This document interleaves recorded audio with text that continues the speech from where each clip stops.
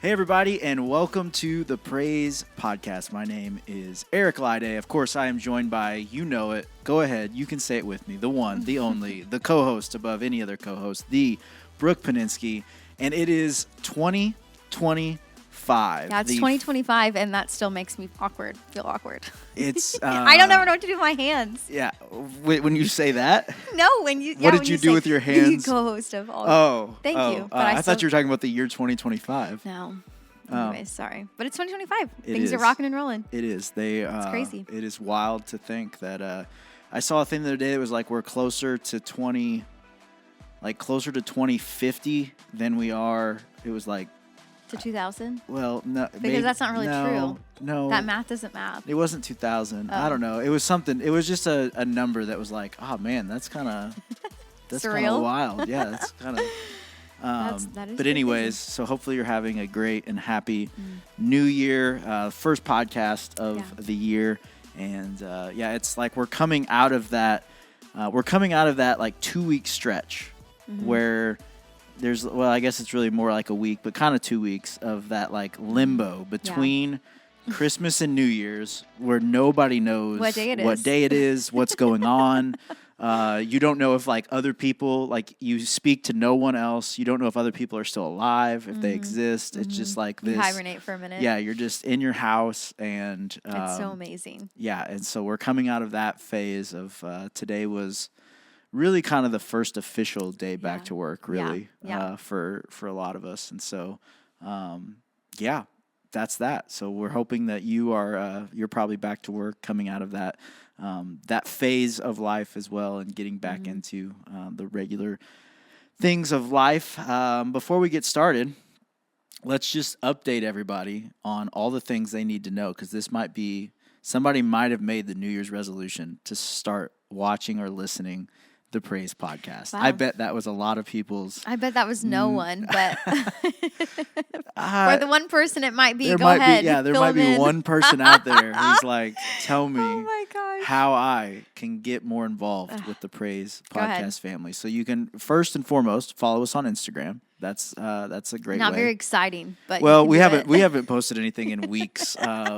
Give us a break. We're coming out of. That's so funny. It's not like we haven't been doing anything. It's just we've had to put our focus all on mainly our Christmas, our full job, and everything there. So it's not because we are just super lazy. It's just because we've been a little tied up. But anyways, Instagram is a great place to stay up to date with everything happening. You'll start to see more come back there now that we're past Christmas, and we will have an Instagram life again. Now that we're past that, the website, thepraisepodcast.com, which is full of all kinds of cool things, which Brooke has very carefully curated for all of you, and so check that out.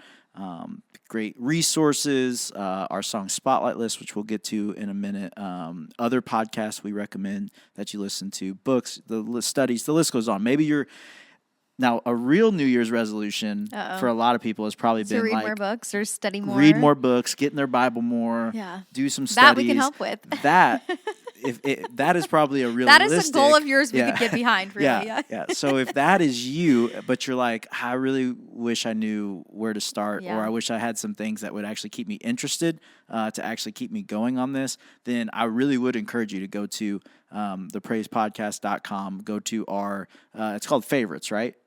Yeah, and resources. Yeah, favorites and resources. But on there is, again, there's books, there's Bible studies, podcasts, there's like physical Bibles. If maybe you're just literally in the market for a Bible, those are on there. Some of our favorites of those. I know Brooke's got like her Bible study keys on there of like markers, and there's like even down to that. The bookmarks. The bookmarks. Like, you know how your like Bibles, some of them don't actually anymore, but they for sure used to. They would have like the ribbon as a marker or a bookmark, and you just have one. And when I got my Bible rebound, I asked for two of them, because I use them a lot, especially if like I'm teaching something really fast or whatever. Like it's just a quick way I'm going right to where I'm going. But there's one where you can buy and it's got like 5 or 6 ribbons in one. I honestly need to get that because I always need more than 2. But I Post-it notes in my Bible too, like with that kind of stuff. But anyways, study tools keeps you organized. So all that is on there. So check that out at thepraisepodcast.com. And then you can also just find the podcast there, but then you can also join in the conversation. There's ways that you can email us. There's ways that you can leave messages right there on the website. And so we always appreciate you guys joining in the conversation and being part of what we're talking about. And so that is the best way to do all of that. I don't know anything else that I need to... Nope. Need to share about that. I think that's pretty well that. So many people watch on our, I don't know if it's not through like Apple Podcasts or Spotify, they'll watch, actually watch on our YouTube page. And so, of course, just plugging along there, commenting on there, liking, subscribing, getting the alerts, all the things. So if you've already said that, I don't know. I'm sorry. I haven't. That would be something that's a beneficial thing for you to do. So, it would be. It would be. Brooke, just real quick, what was the best part of your 2 weeks of kind of whatever you want to call it?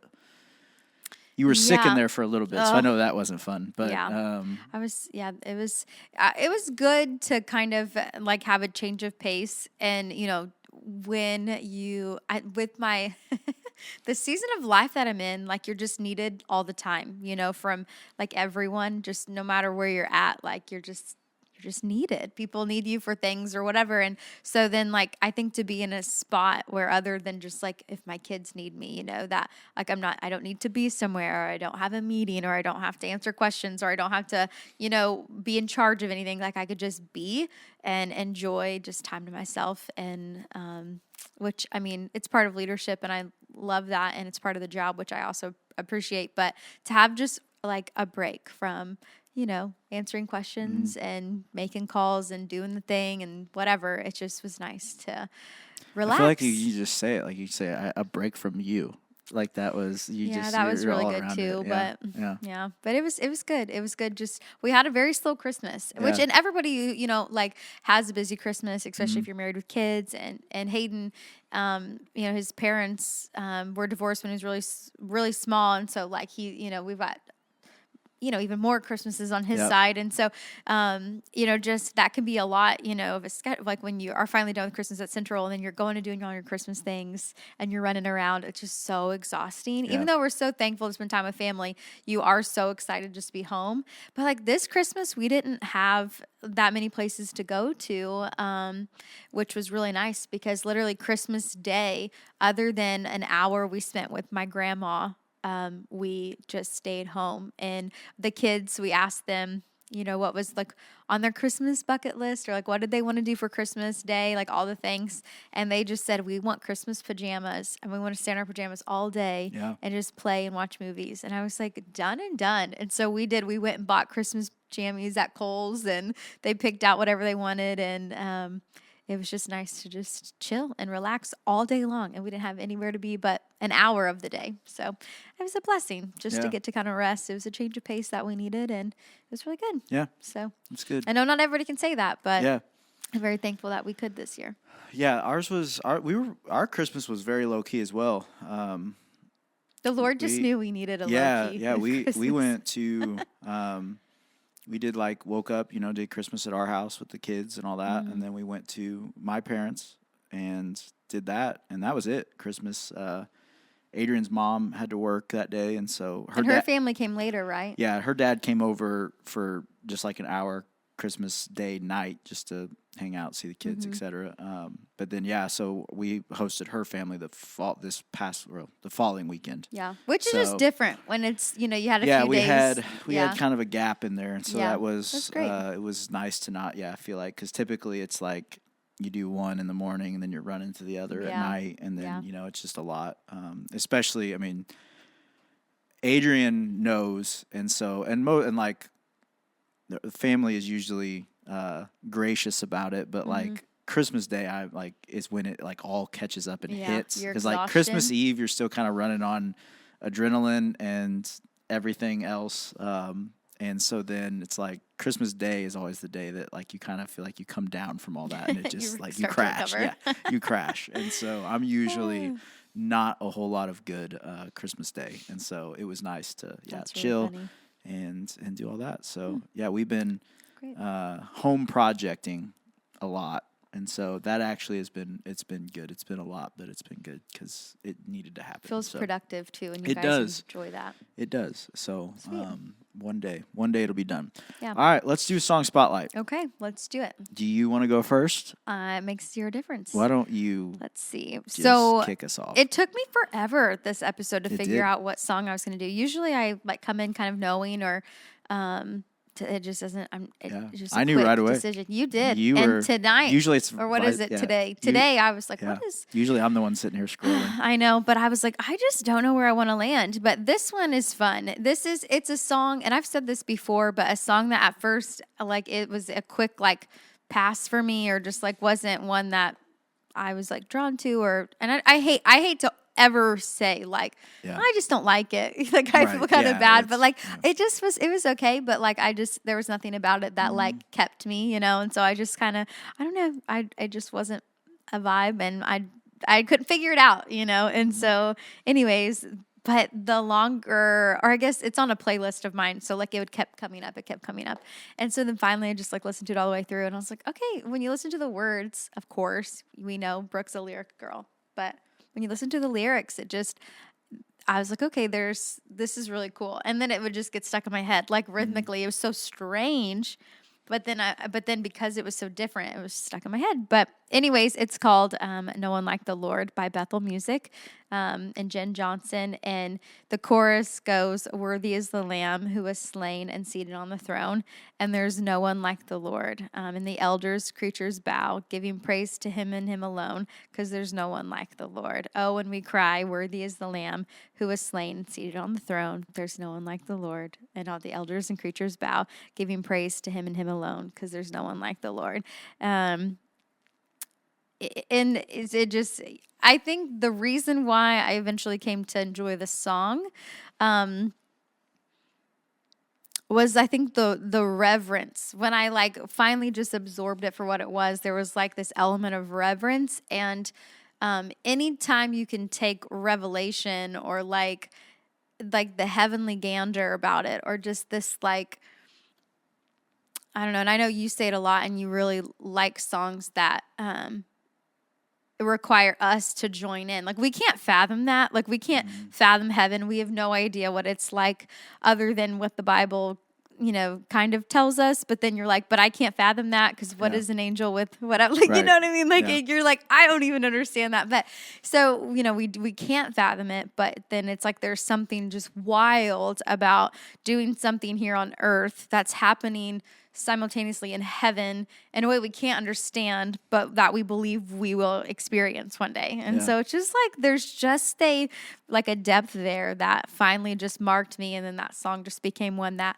I grew to really enjoy and appreciate more than anything. I appreciate the lyrics of that song and the posture that it has. So anyways, I've been in the same spot with that one, because I've come back because I'm like because lyrically you read those, and I'm like, man, this is right up my alley. But then you imagine playing it live, and you're like, I don't think I could do it. I just don't think this would land. And because it would take people time as well. And that's I don't think it's a bad thing. It's just obviously with the nature of what we do. Like you listen to a song, I think typically then after we think about the song, we think about, okay, how would that translate for our people live? What would that be like?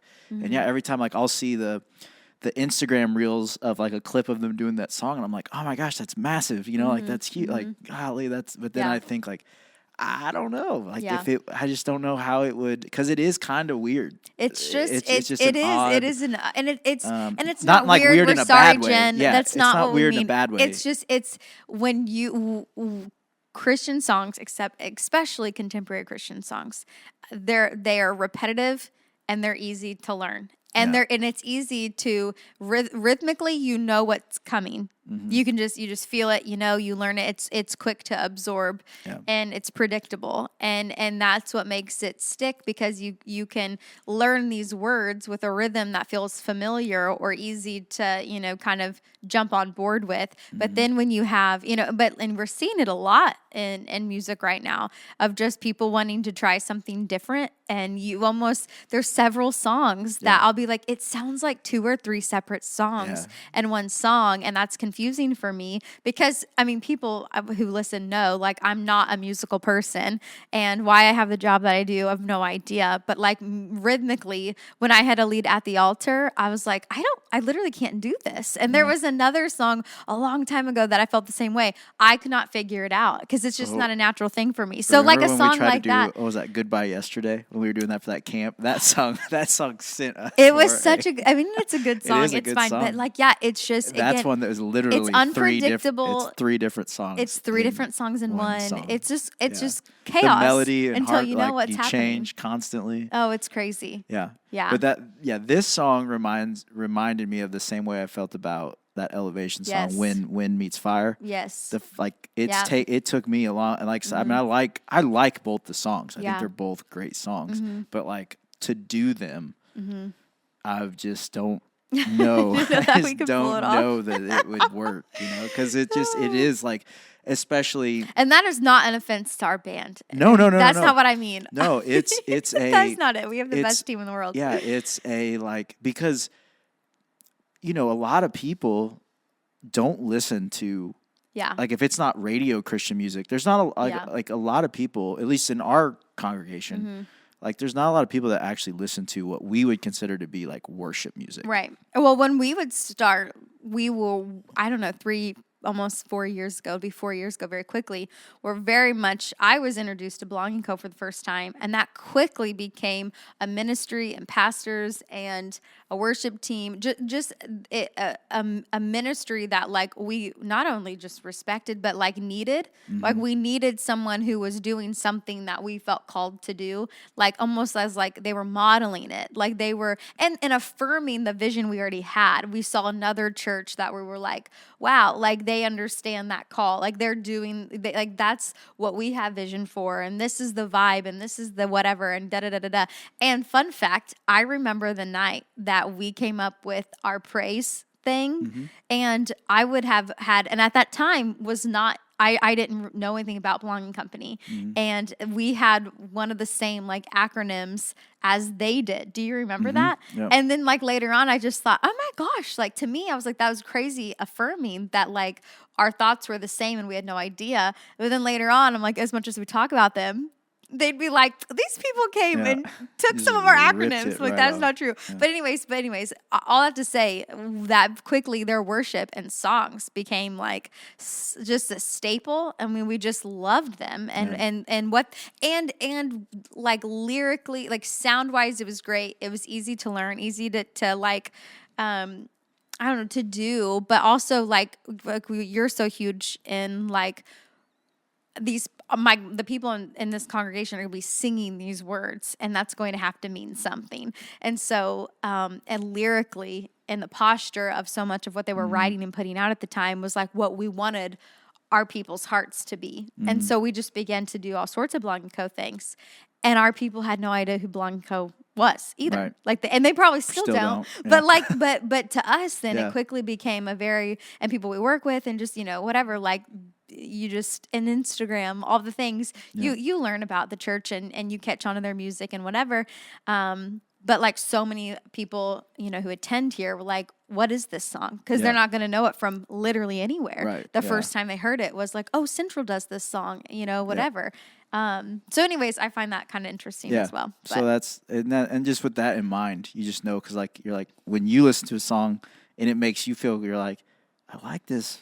But this is odd, like this is just a different, like it's, and then you're like, well, knowing it's going to be the first time those people hear it. And then it's just one of those things. You're like, you want your congregation to be able to catch on to what they're singing fairly quick, so that they can participate. So yeah, it's a thing. But anyways, all that to say, it is a good song.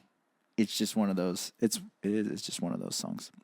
My song is called Holy Spirit Come. by Damascus Worship, and sang by a guy named Seth Schluter. Wow. Yeah, what a name, right? Schluter. I think Is that's that how a CH? It's a C. S-C-H? It's a SCHLUETER. Yeah. But had a friend send me this song.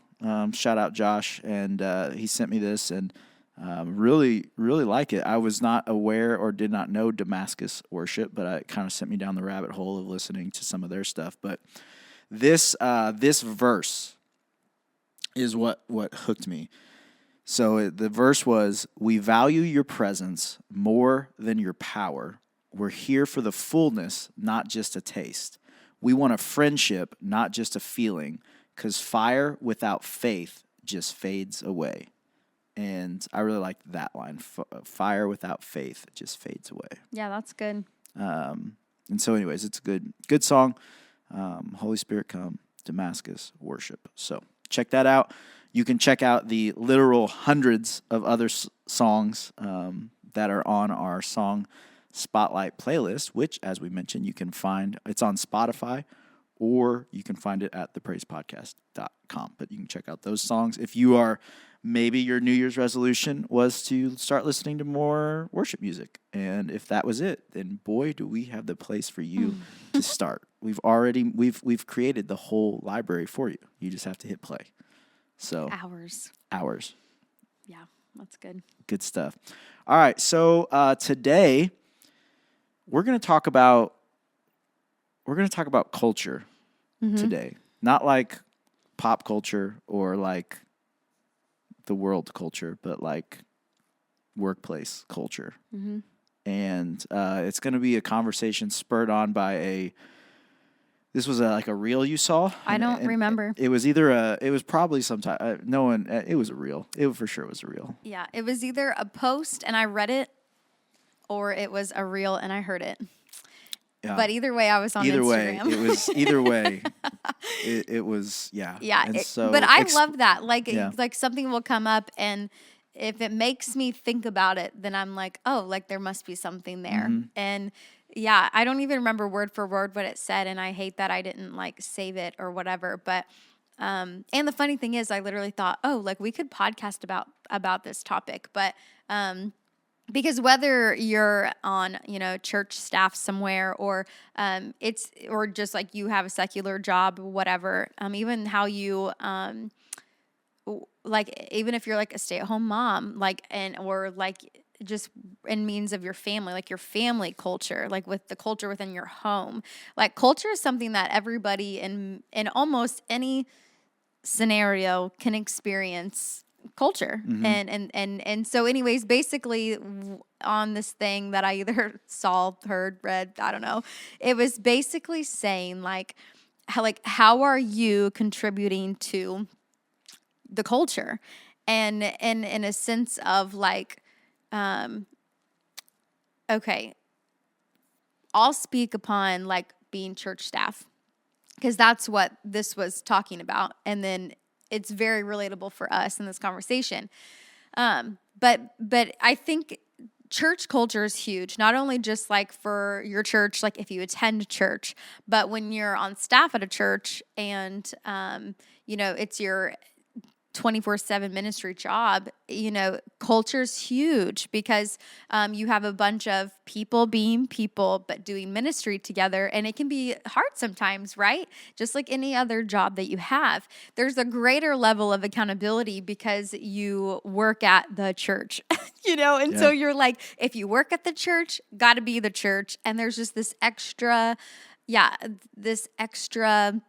pressure is not the right word, but it really is accountability, to be appropriate, handle things the way God would handle them, or say, do things as the Bible says to do. And I feel like it's one thing to be a Christian and then you work at a school, or you work at a factory, or you work at, wherever.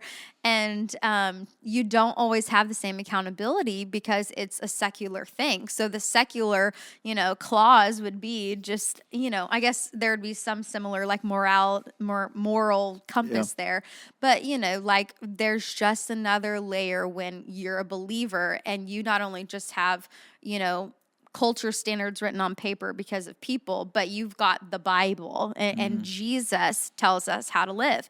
And so anyways, I think culture is a huge thing if you anywhere, but it's a huge thing when you work on staff at a church.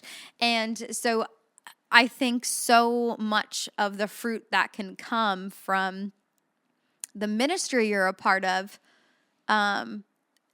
culture has everything to do with the kind of fruit that you're going to see be produced, what you're really sowing, and the legitimacy of the posture and the condition of people's hearts, who are in, leadership positions. And so I always say fruit doesn't lie. I love that because fruit doesn't lie. And anyways, I can go on a tangent and talk about it forever, because when it's your day in, day out and how you feel in a workplace, and that workplace being church, culture is so important to take care of. And one thought that I had with that is just the idea that it can be very easy when you're not a pastor or you're not someone on like a higher level of leadership on a church staff, and you're identifying, these culture issues, or you're experiencing culture issues that you would be like, point the finger to leadership, being like, well, the culture's like this because leadership hasn't done anything about it, or the culture's like this because the leaders are this way, and and it's so easy, I think, to be in a position where you don't get, you don't have a lot of power to point the finger and blame those above you as to why culture is the way culture is of your workplace. And the quote, or whatever I saw or read or whatever on Instagram. The mystery. I just have to find that. But it just was so cool. And why I thought about it was because it was like, no, like that's not true. Like every single person on a church staff is the reason why the culture of that building is the way that it is. And as quickly as someone would want to blame it on leadership, I just don't believe that that's true. And maybe people think differently for sure, but I think that everybody on staff is the reason why the culture of the workplace is the way the culture is of the workplace. Now, I know that for many, scenarios or whatever, maybe there's like, one or two particular people, or like maybe they're da-da-da-da-da. But for majority, like what are you doing? Like how are you impacting the culture of your workplace?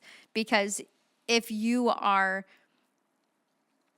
I don't know, I think there's a lot of wisdom in truly believing that the way that you speak and act and work and think and the posture you have when you show up, I think that makes a huge difference, whether you're a part-time employee or whether you're, the lead pastor, and anywhere in between of someone on staff at a church. But I don't know, it's something worth talking about. It's something that I've been thinking a lot about, and I honestly appreciate the accountability that brings to be like, okay, I think we're very, very blessed where we work, and the dynamics of how many people are on staff, and the multi-site, and the dynamic of our culture overall being like very positive. But again, people are people, and ministry is ministry, and it's hard sometimes for sure. But it's like there's such an accountability that I think churches miss, not accepting the fact that everybody plays a part in why their culture is the way their culture is. No, I think that's it's a really good quote. Yeah. Well, is it even a quote? Did I even say anything? Real, whatever. You get the idea. Yeah, whatever it was. I think the concept of it is, because I just like you said, like we're all guilty of that. Of, it's very easy to sit back and identify issues or problems, and to say, well, if whoever's in charge of that would just do X, Y, and Z, then that wouldn't be, the situation. And as we know, because we've lived it out too, of like, nobody really understands the seat that person's in until you're in that seat. Yeah. And like you think it's easy to think you have a lot of perspective on different things. And you just don't. You may have a pretty wide, but it's not full. But you don't have you don't ever have the full perspective of that person's thought process, the responsibility, the weight, the seat that they're sitting in. You know, you just don't see it unless you're in it. And so I think that is a good reminder for us all, whether it's your boss at church or whether it's your boss at work. Like, you know, it's never probably as simple as what you think it could be or should be. Well, and to say, like, I genuinely understand that there are a handful of situations where, like, the poor leadership is the reason why there's poor culture. Right. I get that 110%. Yes, and I agree with you. That is a real thing. Yes. And like, so let me like clarify that. Like, poor leadership sometimes can equate to poor culture, and overall it might feel like you have no way to fix it or be the majority there or whatever, but you do still have the choice to at least be and behave and act and speak in a way towards the culture you want to see, you know, happen or change or what you want the culture to be like. And instead of just blaming the culture on leaders or on whatever, because that's a real thing. And so many people have experienced that, in which I am sorry.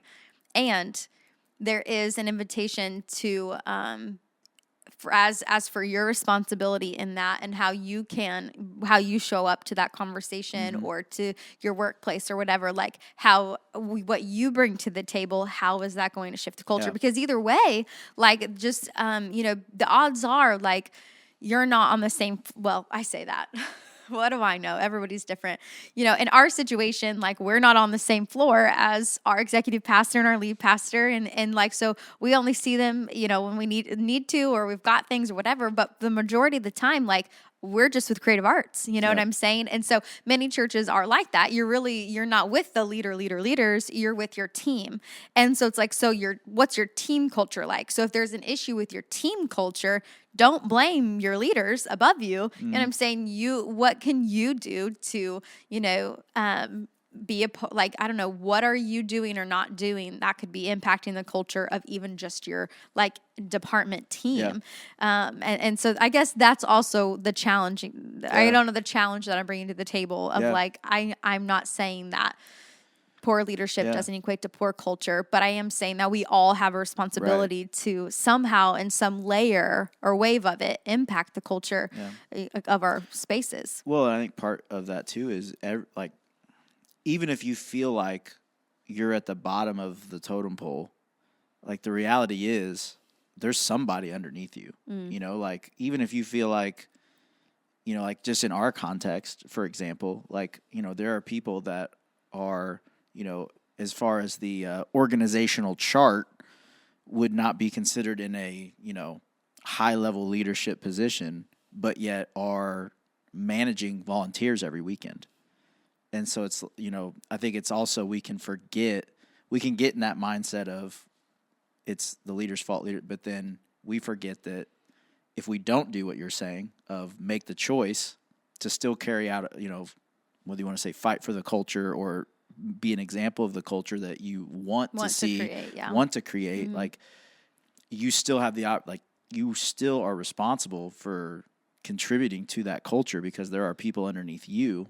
Even if you maybe aren't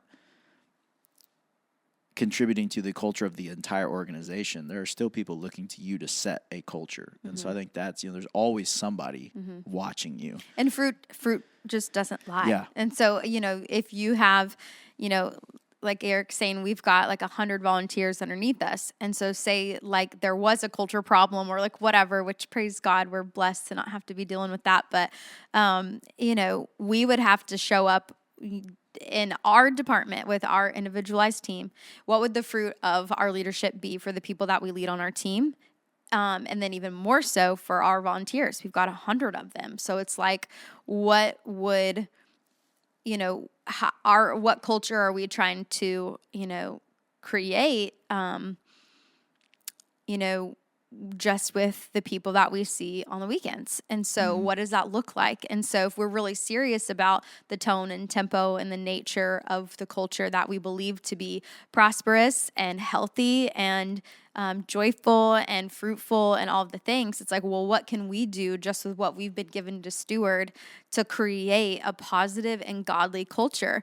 And again, you're going to have people on maybe the outside who are not in the ins and outs of creative arts or worship or whatever, who will see the godly fruit, from that. And like, it doesn't lie. And so, I think there's a lot to be said about that. I was trying to remember the book. I can't remember the book I was reading this in. And yes, seems to be a common theme. Shocker. I was reading a book. Yes.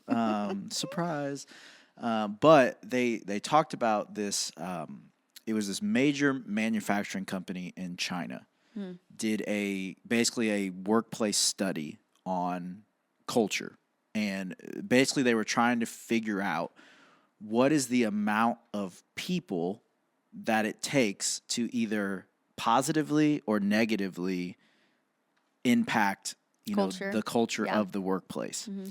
And they found that it only took 2% of people at this plant to either positively or negatively change the culture. Wow. And so, I mean, if you're talking about you're in an organization of 10, 20, 40 people, 2% is one person.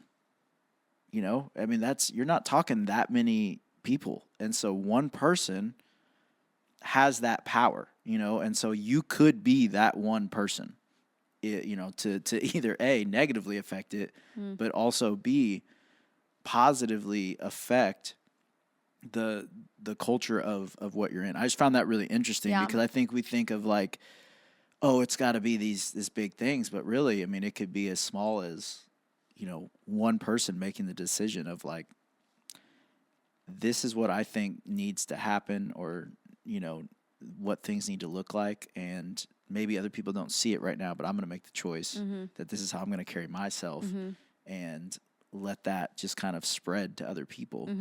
And I mean, that's all it takes. And if you're the leader of that organization, then, good news, you have the power. Good news, you have the power to do that. The scary thing is it doesn't mean it takes very much to negatively do the same thing. But I think that's and that's something that I have to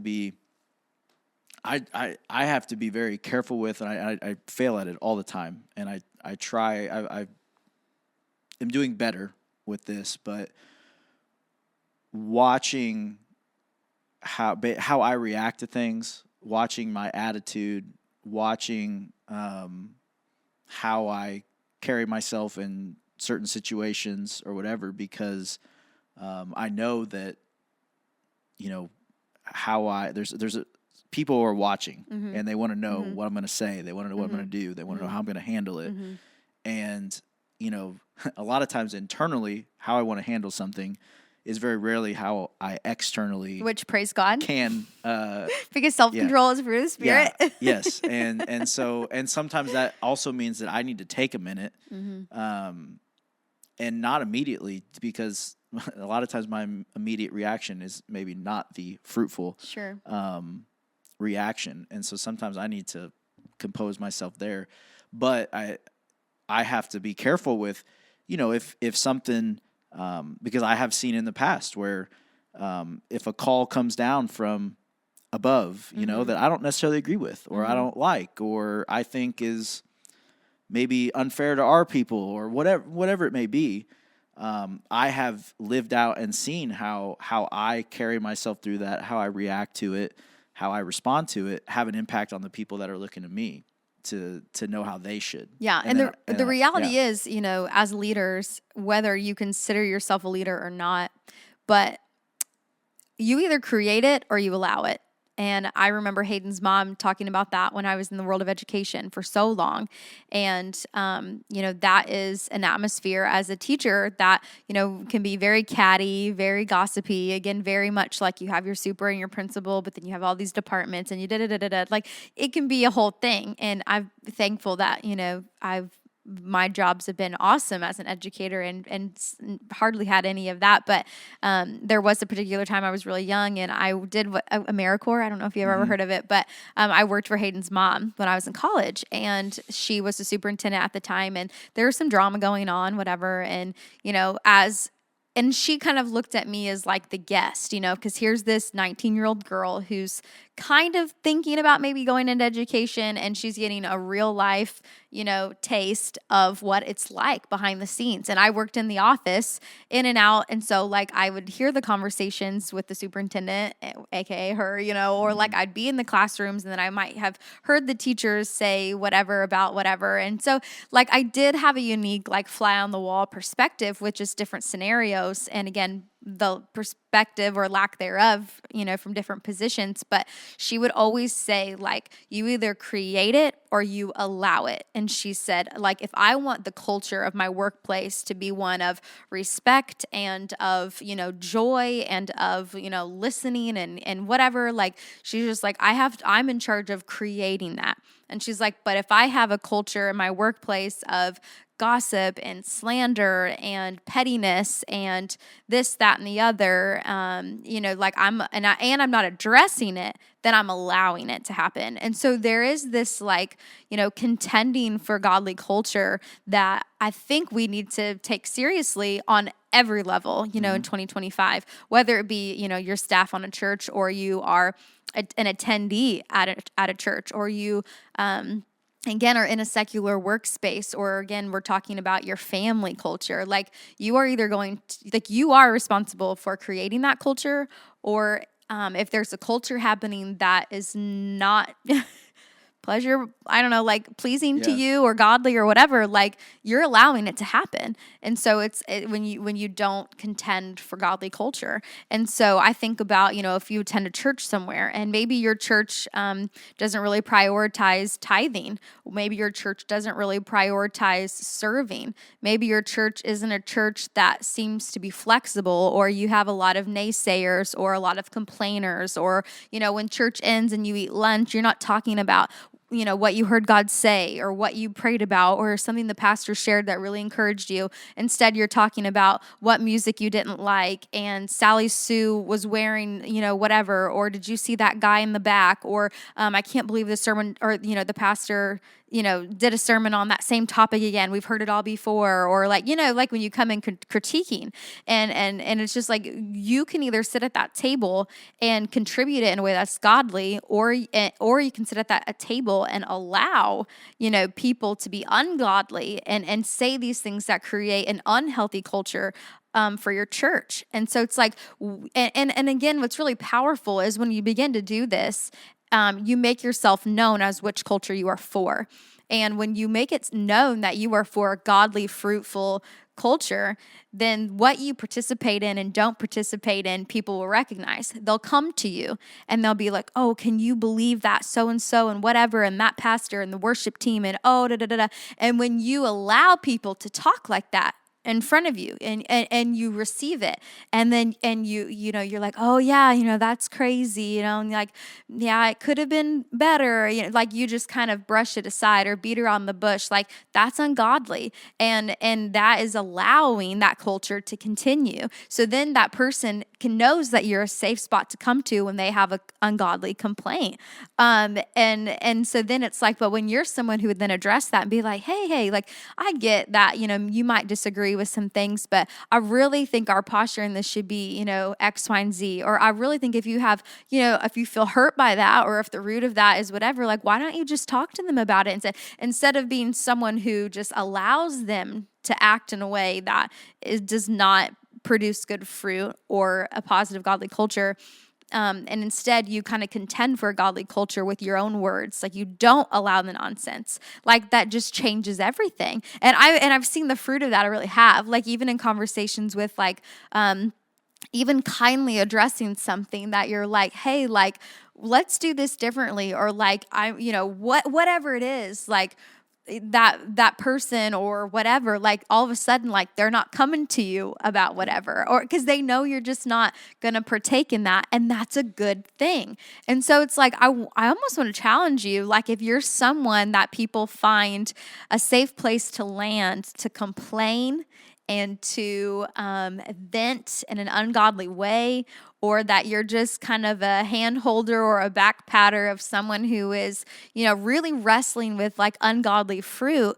like I would challenge you to get with the Lord about that and just and ask him how you should handle those situations, if you're not handling in the way that pleases him, or that keeps these people accountable, or that in love just kind of puts them in a different direction, or can better counsel them through that. And I think there's like doing little productive things like that is what truly begins to shape the culture of whatever space you're in. Mm-hmm. And I think that's huge. And I also, this is a side note, and I know I'm talking a lot about it, but back to kind of like the staff perspective, and I'm going to brag about Randy Davis, but when we were in a position, of hiring somebody else in outreach, and word got out that Randy Davis was going to take the full-time spot.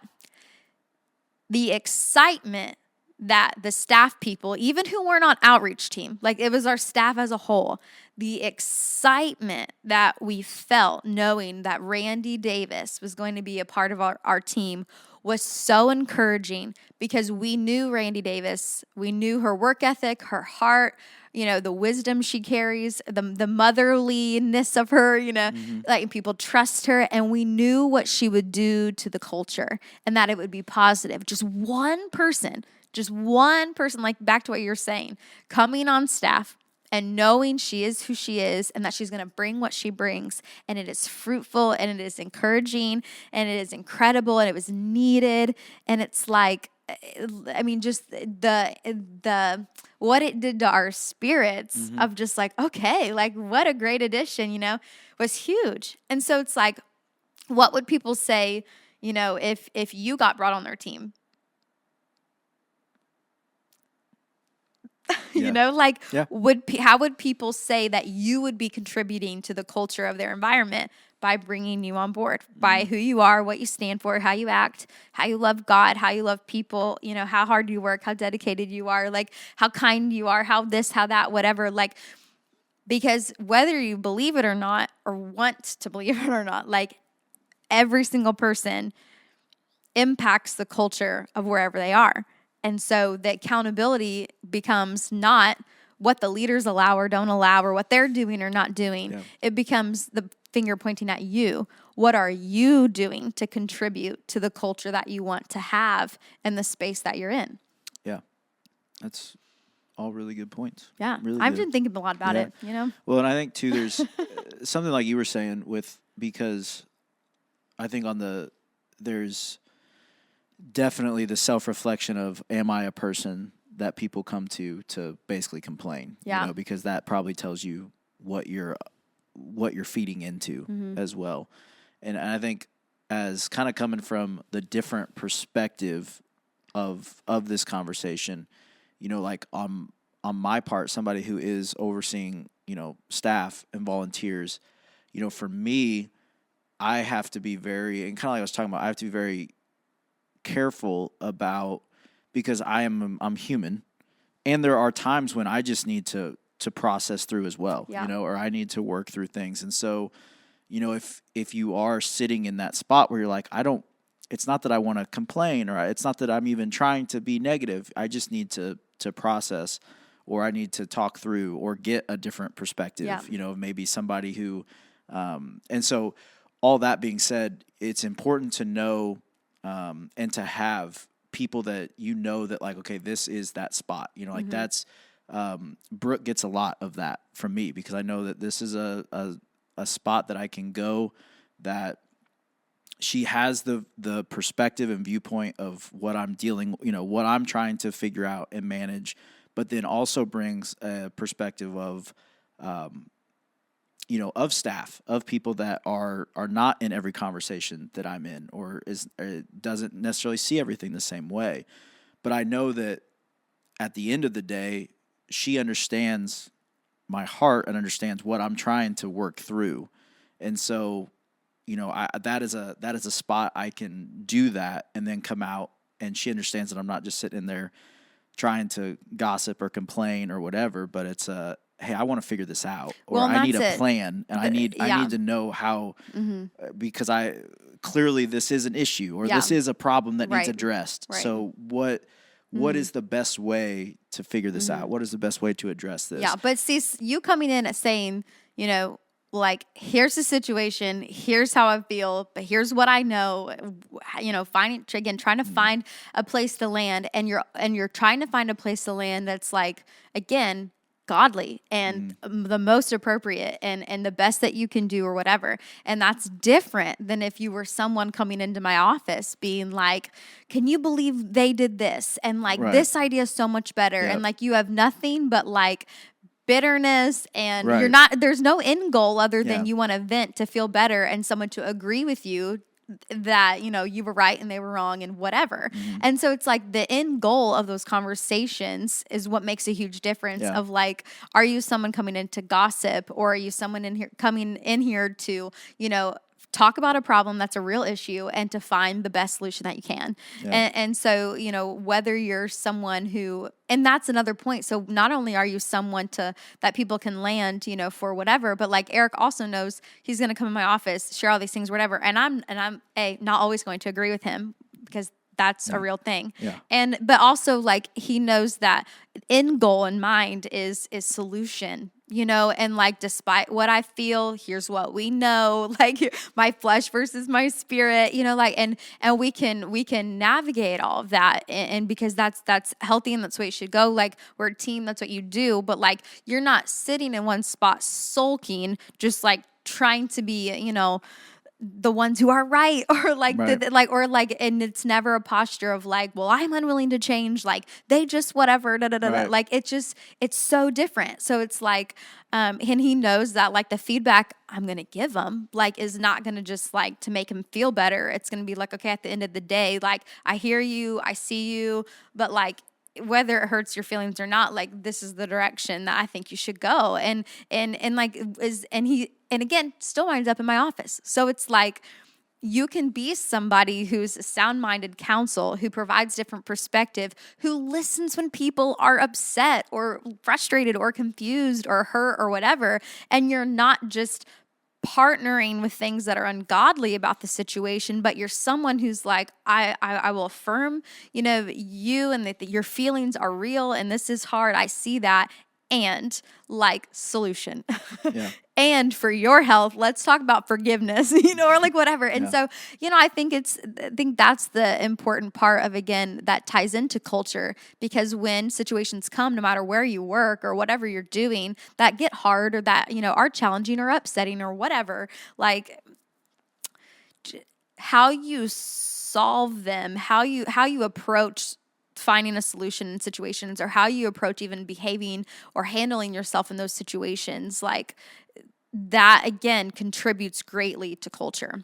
Yeah. It does. Yeah.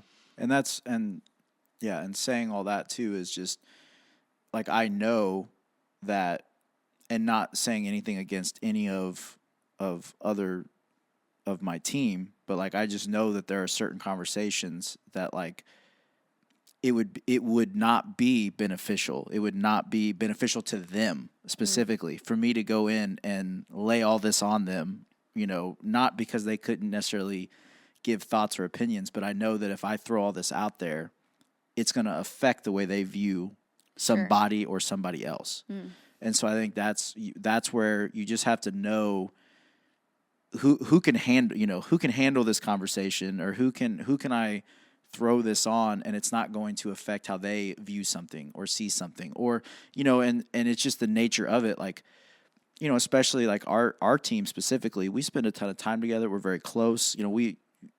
We call ourselves see a family because that's how we view each other, Mm-hmm. you know, like, and sometimes that means we fight like that. Sometimes that means that but we also we have hard seasons. Yeah. I mean, like that happens. Mm-hmm. But it also means that, we are all very protective and very loyal to each other. Mm-hmm. And when we feel like, you know, I know a lot of my team, if they feel like I'm under attack or if I'm being, you know, like, they will rally to defend that. Not just because it's me, but just because they feel like, you know, and while I greatly appreciate that, I have to be careful to not wield that like a weapon, you know, of like, you know, it's not like the attack dog of like, yeah, they made me mad, go sick them, you know, or whatever. And so like you just have to be very aware of all those things because that can all be a part of it. So Mm-hmm. maybe we can leave them with this or like leave them working towards. So let's say maybe you feel like you are somebody that is sitting in a spot where you're like, yes, I'm looking at the culture of my workplace, maybe my church, I'm looking at my family, whatever it is. I'm looking at the culture and I don't necessarily love what I see, or like I know that I need to be a person that says I'm going to be the one and start doing. What is like a productive first step in your mind that we should take? Yeah. Repent. I mean, that's the number one thing you can do because this isn't about you and the people you work with, or you and your family. Like, this is like about you and God. And so the first thing you need to do is repent because we've all contributed to the bad side, you know, of the cultures we experience. And we have all failed tremendously to be fruitful and godly and, you know, handle situations the best way in, you know, our spirit self than our flesh. And so the first thing that's practical and will free you to begin making some changes is just to repent and to be like, God, I'm sorry that this has not been a priority. I'm sorry that I've not handled it well. I'm sorry that I just, you know, accepted that this was the way that it was and I am the way that I am and that, you know, whatever. Like, I'm sorry that I didn't recognize this problem beforehand. You know, will you forgive me? And will you help me see things how you see them? Will you help me desire to contend for godly culture? Will you give me strategies and wisdom in situations to have it on the forefront of my brain and the forefront of my tongue to participate in conversations, whether I'm speaking or just listening, you know, in a way that is going to contend for godly culture? And, you know, how can I look like you in the best way?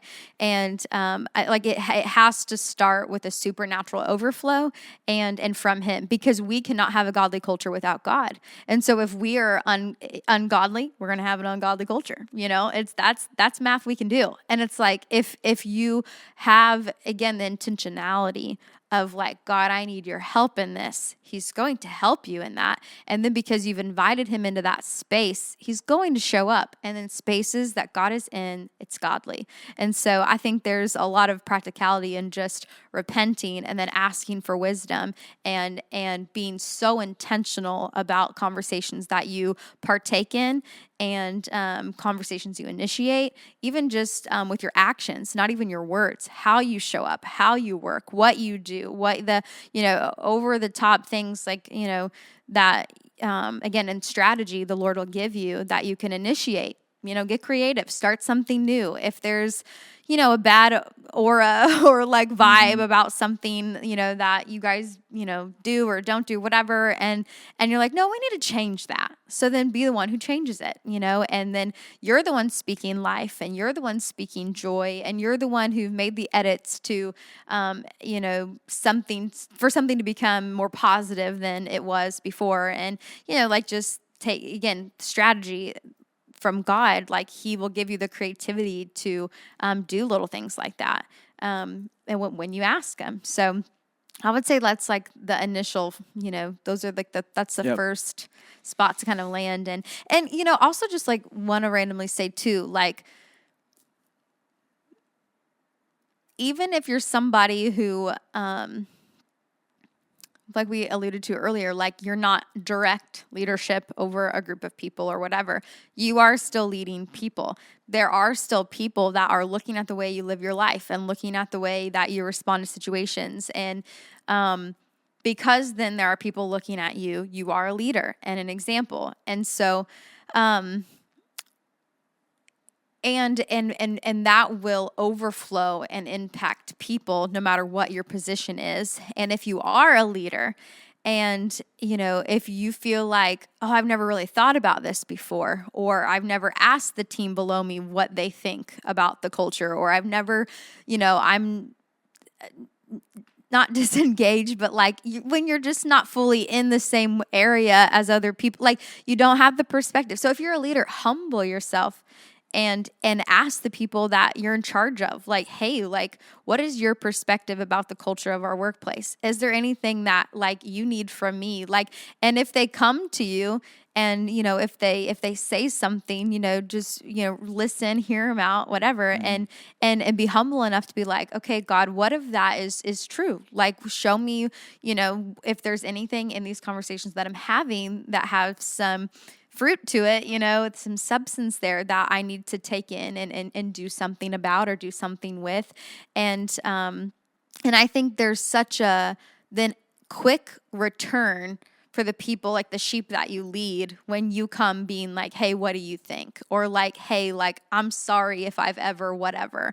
And then how quickly then your sheep are like, oh, like, okay. And they're willing to hear you out, and they're willing to, even say sorry themselves about, division that they've even caused because, whatever. And so just humility, like, and repentance, again, it goes back down to that, like repentance is the most humble position you can be in. And so, and I'll say about that too, on the opposite side of things, like when, like we're blessed with leadership, like I can't say enough about John. Like there's so much about John that he doesn't know that people see, and like, and the more that I like pay attention, especially when he doesn't like, he's not trying, like he doesn't know I'm paying attention or whatever, the more I learn about him, like just the more that I like trust him as like our lead pastor and as my boss and as whatever, like, and you talk about the positive things that come from a leader with, a humble spirit and who cares about culture. Like John's heart alone and how he loves God and what he genuinely wants to see for this church. It's the overflow of decisions he makes. It's the overflow of his creativity. It's the overflow of what he does in the unseen. And it just like the fruit doesn't lie. And John's human and he would be the first one to tell you that, of course. But it's like, I know that there have been things that I've come to John about, and like the way he like will listen, or just like the way that he'll sit on it, or the way that he cares, or the way that he, will just, I don't know, like he's an incredible leader and we're so blessed to have him. But it's like that, I think it's a perfect example of like the overflow, like how it trickles down. Like there's so much about our church and our staff. Like we are the way we are, the culture is what it is, like in a lot of ways, like just because it's the overflow of our lead pastor and in a good way. And so then it's like, if you are a leader, again, like I say all that about our lead pastor to encourage you, or if you're like the CEO or the boss of something or whatever, like the sheep that are under you, like tend to them, like that is a huge responsibility that you have. And when your heart is in the right spot, like, and your intentions are, godly and pure, and you're intentional and, like full of integrity and all these things, like fruit doesn't lie. And so the flock that's under you, like that you were trusted with, like they will benefit from your obedience and your humility, even though you're not even trying to. Does that make sense? Like John would have no idea that like I think those things, or that I, whatever, but it's like the fruit doesn't lie. And like that's what happens out of the abundance of John's obedience. Like his flock get the fruit, even though that wasn't even his goal. Does that make sense? Mm-hmm. So there's a lot there in leadership, I guess. What I'm trying to say is like when you're in an actual legitimate, like he's our lead pastor. then like, of like the pros and cons there of the power of culture that you hold.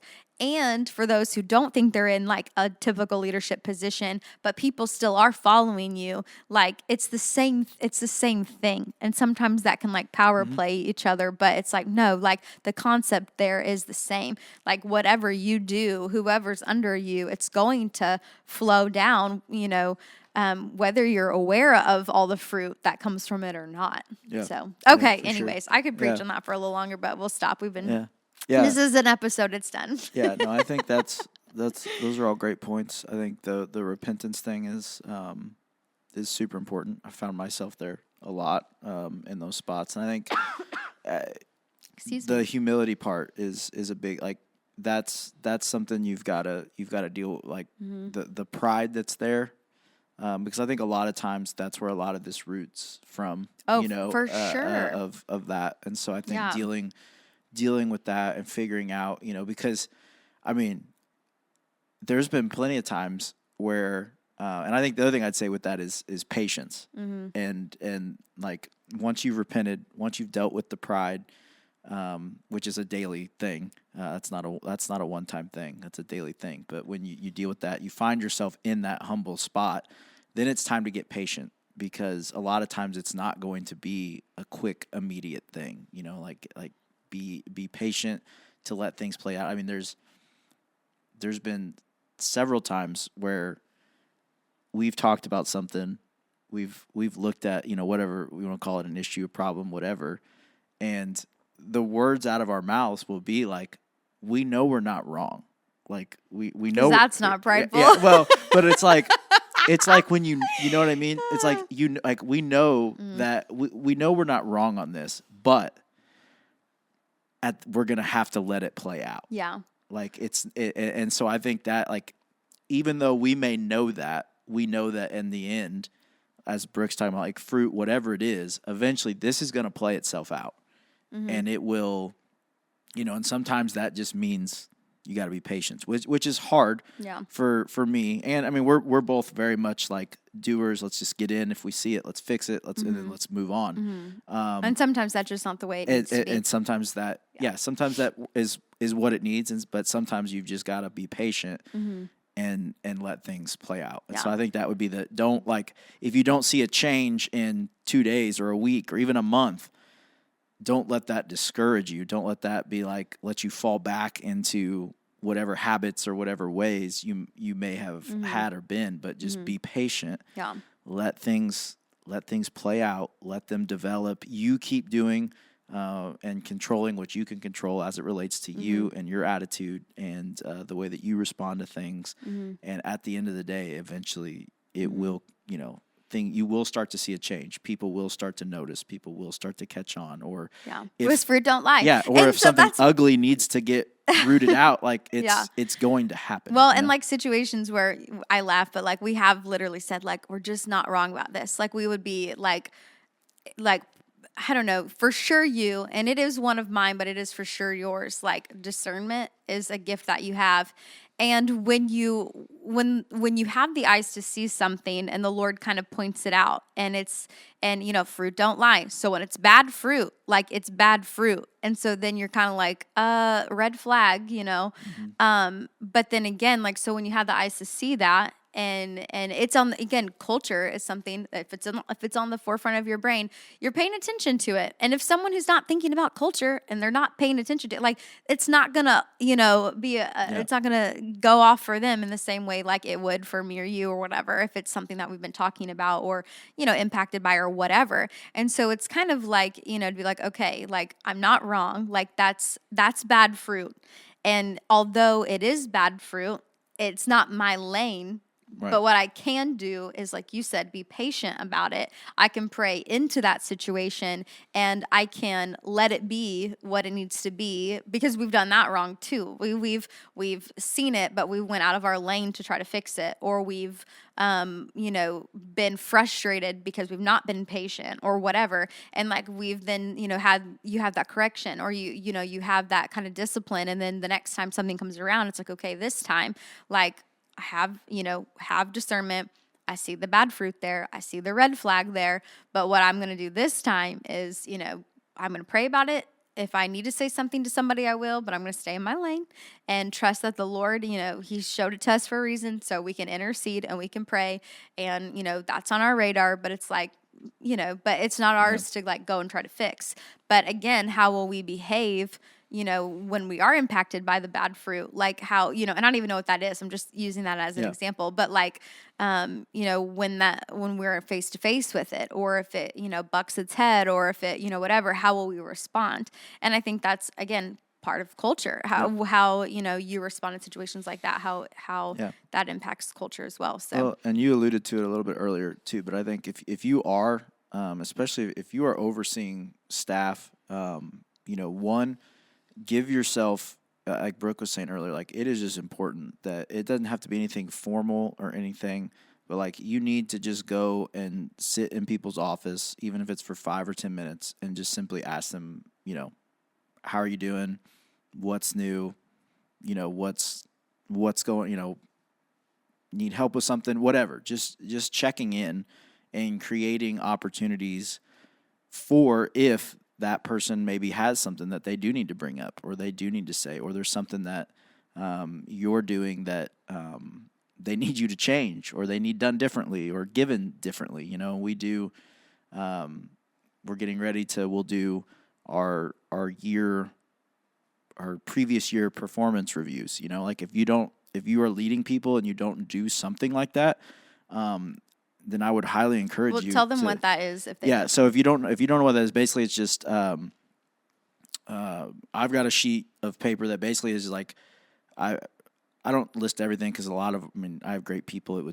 I don't want to write like whole books on all the great things that they do, but basically I have a spot of things that highlights basically of things that I think they really stood out on in the previous year, things that I've seen them grow in, or just positives. What are positives that I saw from them? And then I have one that is basically what are areas of growth that I want. So like here are it doesn't necessarily mean it's negative things, but hey, here are just things that I want to put on your radar of. This is either maybe potential that I see, like, hey, if you put a little bit of effort towards this, or a bit more focus towards this, I think you could really grow in this area. Or, hey, I think you were, lacking a little bit on this, or maybe you got a little bit off guard. So, like, I want to see us push more towards this, put more focus on this. So it's not like it doesn't have to be negative. It's just, hey, as somebody who we all want to get better, we all want to be improving, we all want to grow. Here are things that, from my vantage point, that I see as areas of potential growth for you. So we'll talk about that. And then the last thing that I will always ask them is basically what do you need from me? Like what is something that either I need to do differently, or is there something that I'm doing that is causing you stress, that is creating more work for you, or is there a way that I can, like just as an example, I had one person who was like, man, I really need a way to keep all of my tasks and projects that you're giving to me. I need a way to keep better track of that. I need a way for you to give those to me. And so that led to, then I said, okay, we need to figure out something that, that can fit this. So then we went to a program that we use where now I can, as we get projects and we get things, I can assign out tasks. And then that way that person knows now they've got a spot that all their tasks go to. And then I can see, like, what have I given to who, and what's, what needs to be done. And so that was just simply from asking the question of, what do you need from me that would help you be better? Because at the end of the day, if your people are better, then that's only going to help you as well. Like that should be your ultimate goal, is you want your people to succeed, because if they succeed, then you're going to succeed. Yeah. And I think the enemy can use that as like an insecurity thing too. So like if you're a leader and you're asking that question, like, what do you need from me? Or is there anything that I can do that you think I could be doing better, or that you would help you more, or whatever.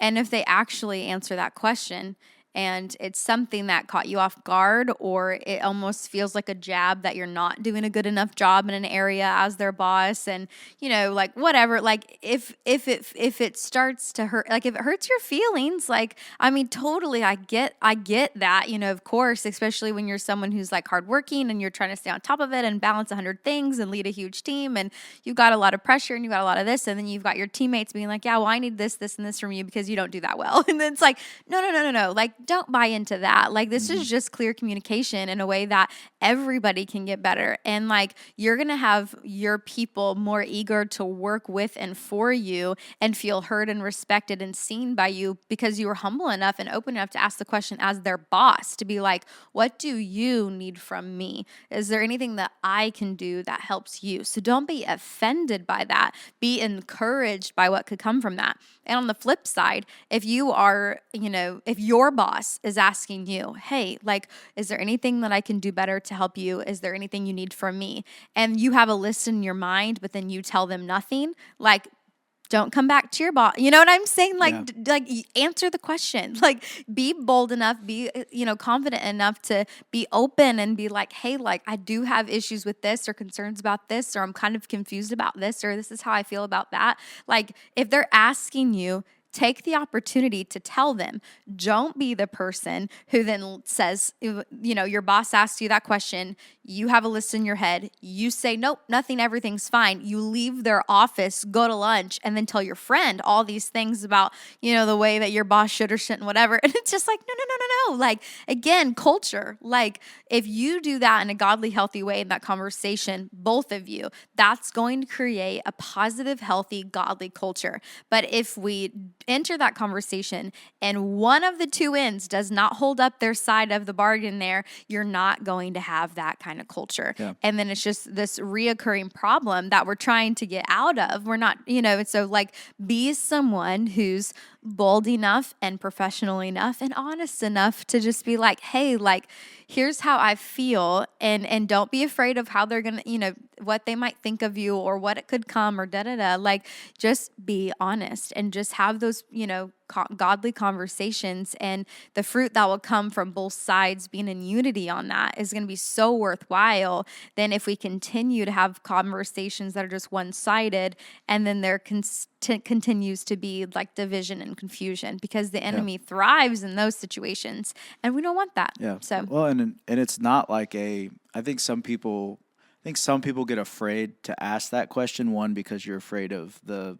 feedback you might get of like, oh, am I a terrible boss? And, right. I mean, but it's just such an important part to be willing to. And they won't think that. They'll be like, holy cow, my boss cares enough about what I think and what I see to ask me that. Yeah. Like that's a good thing in your relationship than a bad one, just because you don't want to get your feelings hurt, right. Or it might, make you do something new or more work on your plate or whatever. Like, just don't buy into the enemy's lies about that. It could be a really, really fruitful, positive thing. Yeah. And it doesn't mean it's like a get whatever you want moment. Right. Like, just because, like, again, that's where discernment and things, because there's also been times where I've asked that question and they've brought forward a need, and, I've certainly looked into the need, or I've, discussed if it was a need that was above me, or, whatever, like, and talked about it and looked, and like, I've had to come back and say, hey, like, I hear you and I see that, and, I can do this and this, but like, I can't do, like, or that's just not going to, that's not a feasible thing, or, but, because sometimes that happens as well, but there was still the opportunity for the need to be presented. They know that you tried, that I looked into it, that I tried, that I sought out solutions, and I wasn't able to necessarily come to the solution maybe that they wanted or had in mind, but I was able to give them something. Yeah, and they know that it didn't fall on deaf ears, right? And that's huge. Yeah, and so I don't. It's like, it doesn't mean that it's just a free, like, here's my list of demands, and you have to take, like, it's not that type of, right. And if you've developed that culture and people know that ultimately you are for them and you want to do what's best for them, the best that you can, like, they're not going to bring unnecessary or crazy things, because they're going to respect you as well, but they are going to feel they're going to feel comfortable enough and trustworthy, that they trust you enough that they can bring this forward, and it's at least going to be heard. And, then it's up to you to decide, is this something that, I need to take to heart? Is this something that needs looked into? Is this a different, system or process we need to look at how we're doing that we maybe need to change? But if you don't ask the question, you don't know any of that. And so it really, you can't think through any of that without asking the question. And if you're not asking the question, your people might be like, oh, they just don't care. Yeah. They don't care what I think. They don't care what I see. They don't care what I hear when I pray. They don't care what my needs are. They don't care, whatever. Like, and the assumptions, that are not the leader's fault, but that can happen when you don't have that open conversation, like that can be, again, really, I don't know, like that can just play a huge part in the culture in a negative way as well. And again, not your fault, but like, what are you for? What are you creating? What are you allowing? So it's like, if you are going to be intentional about building, a positive, godly culture, then, be intentional about the questions you're asking and the conversations you're having and the decisions you're making and the changes that are occurring, and even be confident and let your yes be a yes and your no be a no. And so when there are things that come up and your answer needs to be a no, and, the young pups on your team might, be like, offended or mad or whatever, and like that. But if you have the wisdom to be like, no, like for the culture, for the direction we're going, for what I see, like I know it could offend them. They might not have the perspective, but this is my answer, or this is what we're doing, or making that final call. And then on the other side, if you are, or I say young pup, but even on the other side of the spectrum, if you're, like older and set in your ways and not flexible, like how that can, you'd get feedback from both sides. But then talking to those other groups of people, like if you're someone young on your team and you don't have a lot of experience yet, or you've got a lot of pruning or room to grow, or if you're someone who's been here for years and you've seen the church through a lot of changes and whatever, and like you feel like more than the leader, like whatever it is, it's just like, again, how are you then playing into the culture as what your role is as a part of your team? How are you responding when your boss makes a call? How are you talking not only in the room with them there, but how are you talking about them and the situation in rooms that they're not there? That's about you. That's a you and God thing. That has nothing to do with anybody else. And that's the kind of stuff that impacts culture when you think it doesn't. So, I think that's a huge growing point in 2025 for sure. It's just... just ways that we can intentionally be self-aware of how my actions and my character, my behavior, my mouth, my attitude, my mentality, my posture, whatever, how that impacts the culture of my workspace. Because it has an impact whether you think it does or not. Yeah. Good stuff. Yeah. If you have thoughts, you have questions, you have input, we would love to hear that. This might be something that as you listen to this and process through it, things or ideas or, again, questions may come to your mind. We would love to continue that, because this is a conversation that I know we think a lot about, and I know we talk a lot about, and we've talked a lot about it on here as well, because it just really is important, and there really is a lot of value to trying your best to get culture right, and it matters. And so, again, we would love for you to join in. You can go to thepraisepodcast.com and message in there. You can always just email eric@thepraisepodcast.com or brooke@thepraisepodcast.com. But we would love to hear your thoughts on this, or maybe you just need some advice or some wisdom as well. We would be happy to give that. Maybe you're sitting in a culture right now that you would love to see different or changed, and would love to talk more on maybe how you can go about starting that.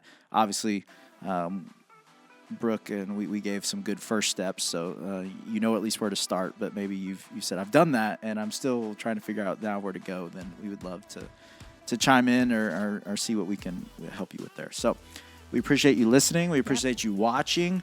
If you are listening to this podcast and you have yet to get the memo that we are now on YouTube, and you're like, wow, you're telling me that I could see Eric and Brooke's smiling face while I listen to this podcast? Yeah. It's your lucky day. It's your lucky day.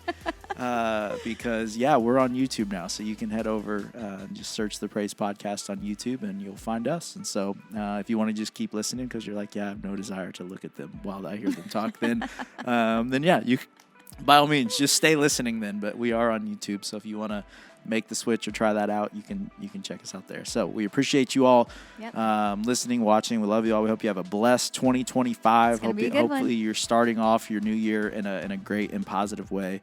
And we're just believing for really great things this year. And so we're excited to see what happens. So we appreciate y'all. We love you. Let's be people every day in every way that bring the praise. Let's see you next time.